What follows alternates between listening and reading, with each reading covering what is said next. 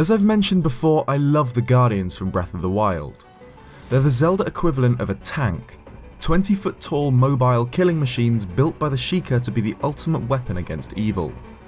Then there's their big brothers, the 4 divine beasts, behemoths the size of castles that were used 10,000 years before Breath of the Wild to seal the Calamity alongside their hero.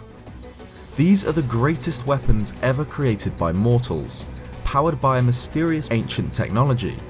But what if this mysterious ancient technology wasn't the simple sci-fi tech it appears to be, but actually the divine power of the gods themselves?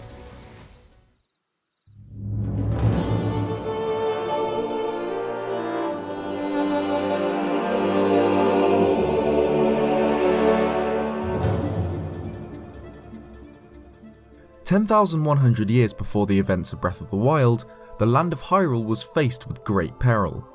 The Sheikah built 4 titanic machines to help fight the primal evil Calamity Ganon, and along with them an army of guardians to protect the land.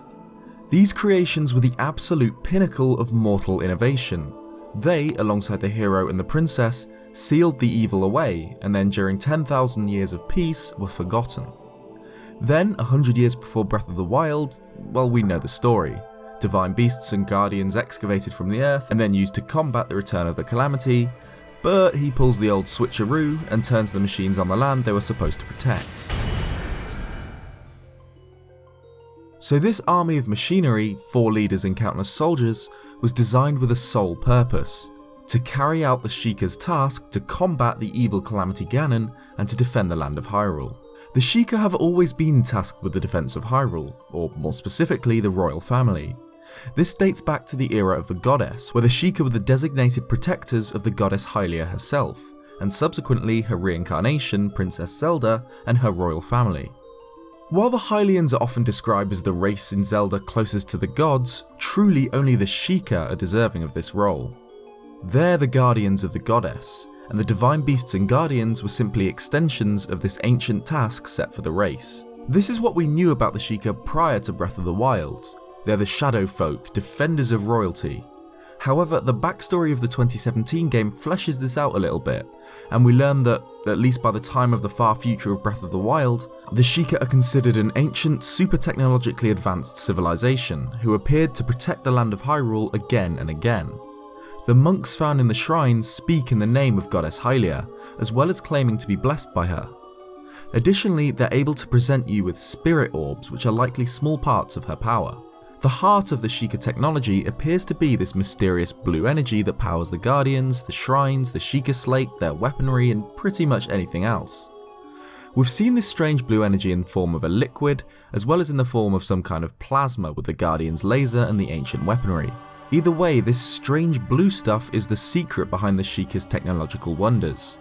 It's apparently able to be used in a huge amount of different ways, always to incredible effect. But what actually is it? Well, I'd actually argue that this blue energy is none other than the pure, sacred power of the gods. Yup, when you're cutting bokoblins up with an ancient blade saw, you're cutting them up with a laser chainsaw made with the harnessed energy of the gods themselves. Now that's badass. So what makes me think this? Let's look at what this energy of the gods actually is. The colour blue, and especially glowing blue energy, has been often attributed to sacred energy in the series, representing the power of both the goddess Hylia as well as the creation trio, the 3 golden goddesses. For example, the Chamber of Sages, located at the very centre of the sacred realm, created by the golden goddesses, runs with a deep blue liquid resembling that of the Sheikah slate. Look at this cutscene showing the creation of Hyrule. As well as a blue energy falling from the skies like rain, a giant explosion of it is shown in the moments just before Hyrule was created. As well as this, the same energy is shown shining on the Triforce. While only Nehru holds blue as her representative colour, with the other 2 having green and red, this blue energy is shown to represent the power of all 3 goddesses, as well as the power that potentially created Hyrule. Another example of this is in the Tower of the Gods, a tower created by the gods to test the strength of anyone wishing to wield the Master Sword. This tower is full of glowing blue energy, and the most prominent example is with the dungeon's boss, Godan. Godan is the final test of the gods for Link, a huge stone head and floating hands powered with this same glowing blue energy. This is a direct example of this god energy powering something resembling machinery. Okay, so what makes me think this blue god energy that's found in the Tower of the Gods and the Chamber of Sages, and the energy of the Sheikah is the same thing?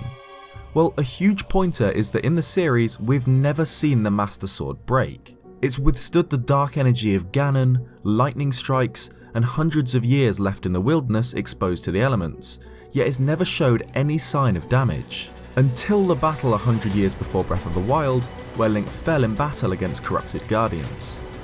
Yep, the Guardians are the only thing we've ever seen to have the power to break the Master Sword. How is this possible? If they were just super tanks with lasers, I doubt they'd even scratch the Sacred Blade. But because they literally convert divine energy into kinetic energy with their main cannon, they can damage the Master Sword with the same energy that created it. This is similar to how ancient weaponry can damage Guardians so heavily. They deal extra damage to anything made from their technology. This could therefore explain why Guardians can damage the Master Sword, since it's made using the same divine energy.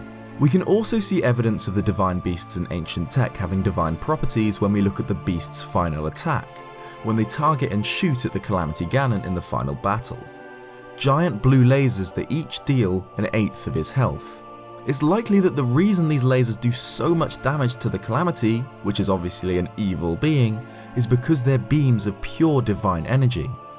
Along the same lines, we can look at the final fight against Dark Beast Ganon, who is a great boar made entirely of pure malice, a being of complete and utter evil. The only things that can damage him are sacred things such as beams from the Master Sword, light arrows, and, wouldn't you know it, ancient arrows. With Calamity Ganon you could make the argument that like with ancient weaponry, the Divine Beast's lasers deal huge damage to the Calamity because he's part Guardian, but the Dark Beast is pure malice, there's nothing Sheikah at all about him. The ancient arrows deal damage to him because they're arrows of pure divine energy, which directly opposes the energy the beast is formed from. So there we go, the Sheikah likely harnessed the power of the gods themselves to power their machinery. It makes sense now that the great machines are called divine beasts. They literally have the power of a god. But this just shows how powerful Calamity Ganon is.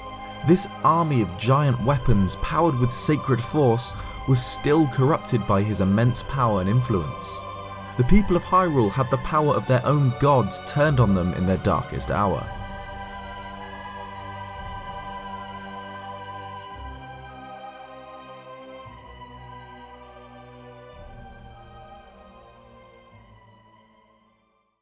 Thanks for watching this Zelda theory. If you liked it, please leave a like and subscribe if you want to see more Zelda content.